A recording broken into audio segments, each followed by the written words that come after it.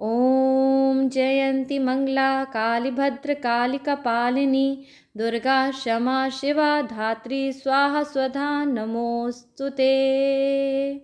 हे देवी जगदम्बा, मुझे और मेरे पूरे परिवार को अपनी शरण में लेना, सभी मनुष्यों की मनोकामना अवश्य पूरी करना।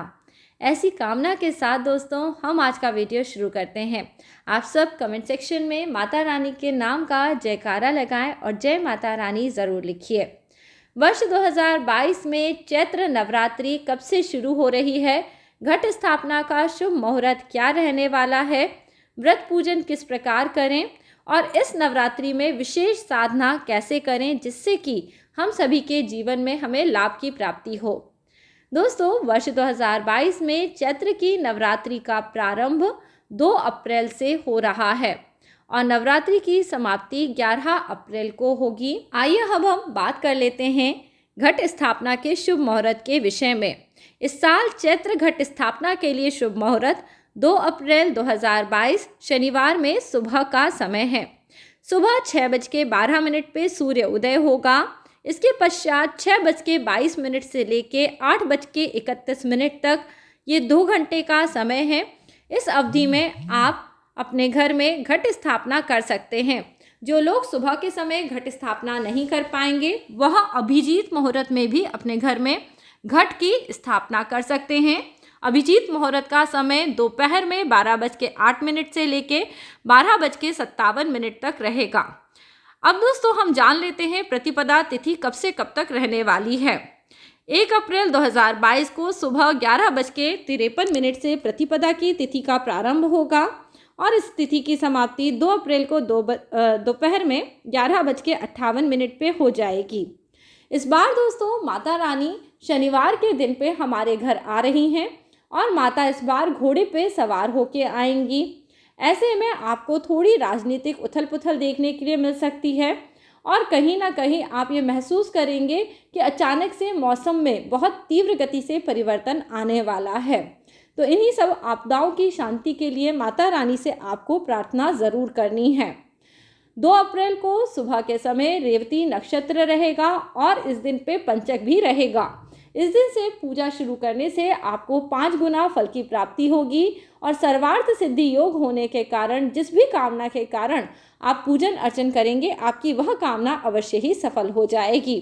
और दोस्तों इस बार विशेष बात यह है कि नवरात्रि की त्यौहार में किसी भी तिथि का क्षय नहीं हो रहा है, यानी पूरे 9 दिन में माता के 9 रूप का पूजन अर्चन और वंदन हम सभी को करना है। नवरात्रि के ये 9 दिन बहुत अधिक ऊर्जा से भरे हुए दिन होते हैं। इन 9 दिनों में करी हुई विशेष पूजन अर्चन से माँ जगदम्बा प्रसन्न होती हैं और भक्तों की हर प्रकार की मनोकामना पूर्ण कर देती हैं। तो दोस्तों सबसे पहला दिन है 2 अप्रैल 2022 की तारीख शनिवार के दिन पे इसे गुड़ी पड़वा के रूप में मनाया जाता है। चैत्र नवरात्रि का आरंभ होता है। इस समय पे घट स्थापना करी जाती है और ज्योत भी जलाई जाती है। इस दिन पे माँ के शैलपुत्री रूप का पूजन करा जाता है जिससे कि माता हमारे घर में सदैव विराजमान रहती हैं। दूसरे दिन नवदुर्गा में 3 अप्रैल को पूजन करा जाएगा। यह रविवार का दिन है। इस दिन माँ के ब्रह्मचारिणी रूप का पूजन करा जाएगा। साथ ही साथ सिधौरा दोष की पूजा होगी और भगवान श्री हरि विष्णु के मत्स्य अवतार के रूप में जयंती भी इसी दिन मनाई जाएगी। नवरात्रि का तीसरा दिन 4 अप्रैल का है। यह सोमवार का दिन है। इस दिन माता चंद्रघंटा के रूप का पूजन करा जाएगा और नवरात्रि के तीसरे दिन ही गणगौर तीज का व्रत भी प्रारंभ हो जाता है। साथ ही साथ इस दिन पे सौभाग्य सुंदरी व्रत भी रहने वाला है। नवरात्रि का चौथा दिन 5 अप्रैल का है। यह मंगलवार का दिन है। इस दिन माता के कुष्मांडा रूप का पूजन करा जाएगा और इस दिन पे विनायकी चतुर्थी का व्रत भी करा जाएगा।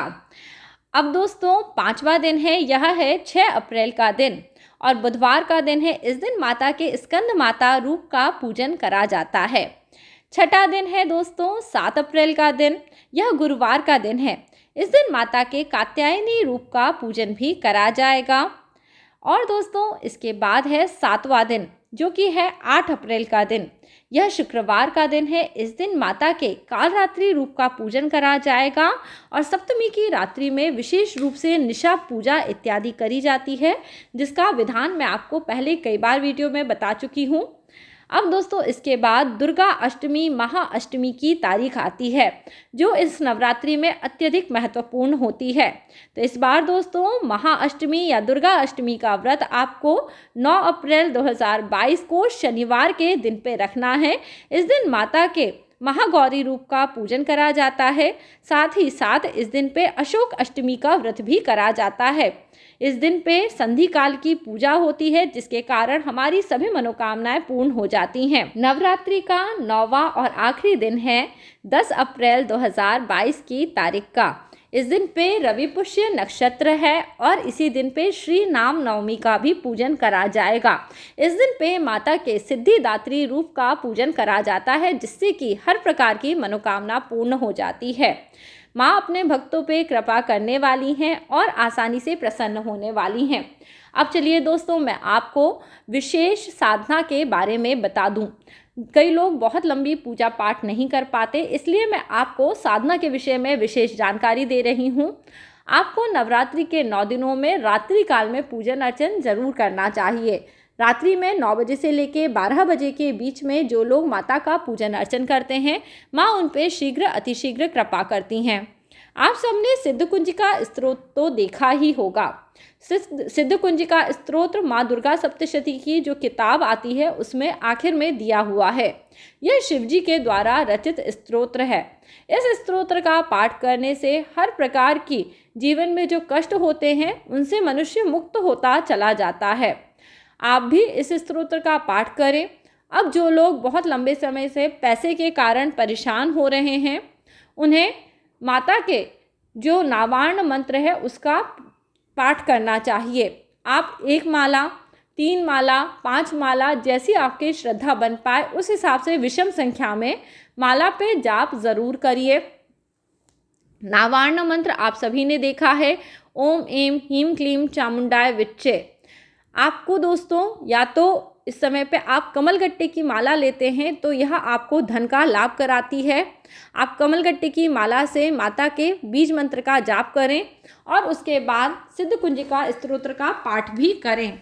यह दोनों ही कार्य करने से माता रानी अत्यधिक शीघ्र आप पे प्रसन्न होती हैं और आपकी पूजा का संपूर्ण फल आपको प्राप्त हो जाता है।